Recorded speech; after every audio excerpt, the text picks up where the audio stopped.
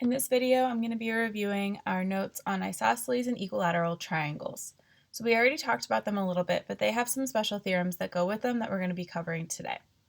So in an isosceles triangle, it is just a triangle with at least two congruent sides. So one of the ways that I always remembered this was that there are two S's right here for the two sides that are the same in an isosceles triangle. It's kind of a stretch, but that's how I always remembered it as a kid. And we would say that in an isosceles triangle, the base angles theorem states that if two sides of a triangle are congruent, then the two angles opposite them are also congruent. So we kind of have it written as an if-then statement over here a little bit. If you have these two sides that are congruent, so remember the tick marks on here that are the same size and just one of them tells you that those two sides would measure the same. Then it says that the two angles opposite them are congruent. Well, the one that is opposite of this side, you look directly across the triangle, this one is opposite. This angle, or this side here that is congruent to the other one, the one that is opposite to it is this angle. And what this theorem is telling us is that actually both of these angles would be congruent to each other if both of the sides are congruent to each other. So those are the opposite angles there that go with those congruent sides. So remember that our converse of a statement is just reversing it. So the converse of the base angles theorem tells you that if two angles in a triangle are congruent, then the sides opposite those angles are also congruent. So these are my two angles that we're seeing are being marked congruent here. So the side that is opposite of the left one would be this right side. It's across from the angle. And this angle down here is across from this side.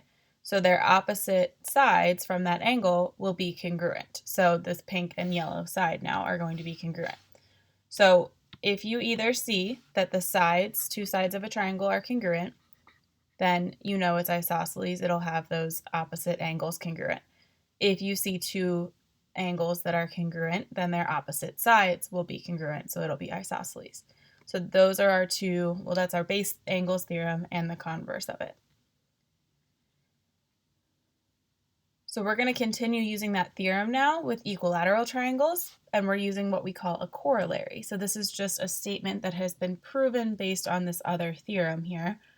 And we can say that the corollary to the base angles theorem is that if a triangle is equilateral, then it is equiangular. And I still struggle to say that word. But equilateral, we already know, means equal sides. Lateral means side. Think of like a lateral run. You run sideways. So our equal sides here. So if it has equal sides, then it must be equiangular. So all the angles must be the same. So if it has equal sides, then all the angles must be the same. That is our corollary to the base angles theorem. Our converse of that corollary to the base angles theorem is that if a triangle is equiangular, then it is equilateral. So if you see that all the angles are marked as congruent, then you'll know that all the sides must also be congruent. So it's taking our base angle theorem and just adding an extra side to it. It's saying that if you had two sides, remember the opposite angles would be congruent. Well, this side, and this side are all congruent, so the angles that are opposite all of the sides must all be congruent. And vice versa, when we see the converse to it, if you see that all three of the angles are congruent, then the opposite sides to them must have been congruent, so that makes all three sides congruent there. So we're using these theorems or these corollaries here to help us solve for these things. So in this case, we're given that we have two angles and we have two sides that are marked congruent. So the theorem that we're going to use is that we know two sides are congruent, so then we're going to know that the angles must have to be congruent. So that's our base angles theorem. So that's the theorem we're going to use here.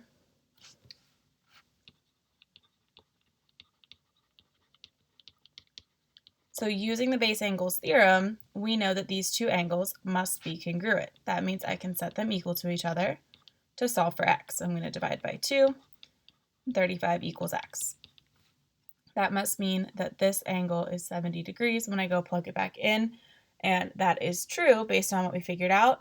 We could always solve for that last missing angle then and know that that would be 40 because all three of the angles must add up to 180.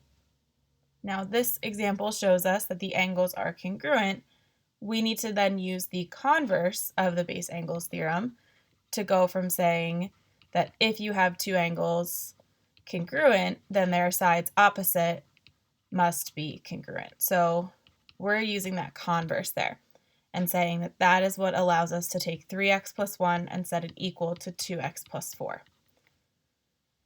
Once we do that, we can solve for x. So I'm going to subtract 2x, which gets me x, and I'm going to subtract 1, so x equals 3.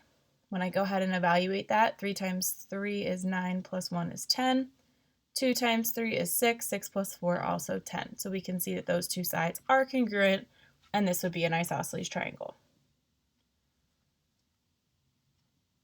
In my next example, I have this 50-degree angle. I see some sides that are marked congruent, and then I have another triangle right next to it that also is being marked congruent. So this angle X is kind of hanging out here, and we have to figure out what we're going to do to figure out that last angle. So this is telling us that we have two sides congruent. So this is using our base angles theorem that would say that these two angles must be congruent. Well, I'm going to call both of them Y. And using that, I'm going to say that 50 plus y should equal 180 because they're adding up to their own triangle. So I'm taking 50 plus 2y equals 180. Subtract 50 from both sides, so you get 2y equals 130. So y must equal 65. So this angle here is 65 degrees, and so is this one. And that's going to help us because now that angle y is a linear pair with this angle. Because it's a linear pair, I can take 180 minus 65, and that will get me that angle that is missing there is 115. Now that I know that angle is 115, I'm using the base angles theorem again, that because these two sides are congruent, then the opposite angles from them must be congruent. So x is actually going to be the same measure as this angle, so I'm going to call that x as well. And now I'm going to say x plus 115 should equal 180. I'm going to take 2x plus 115, subtract 115 from each side, so I get 2x equals 65. And when we divide by 2 on each side, x equals 32.5. So those are our two missing angles there. So we used linear pairs, interior angle theorem, and the base angles theorem to figure out all of the missing angles here. Similar situation in this triangle. We've got 68 degrees listed right here, and we know that these two sides are congruent. So our base angles theorem tells us that these two angles down here must be the same measure. So I'm going to call them y. And again, 68 plus y are going to equal 180 because of the interior angles theorem. We add these together, combine our like terms. We'll subtract 68, and we get 112. So y will equal 56.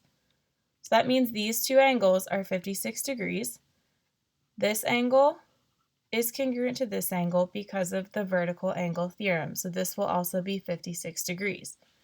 And then our base angles theorem tells us that because this side is congruent to this side, then this angle must be congruent to this angle. So automatically I know that this one will also be 56. So now I just know that 56 plus x will equal 180. I add these together, I get 112 plus x equals 180. So when I subtract 112, I get x equals 68 degrees. So we ended up having that as our missing x value. So use all the theorems that you know, cite them as you go through and say, I use this theorem to get there, and that's going to help us work through each of these triangle problems.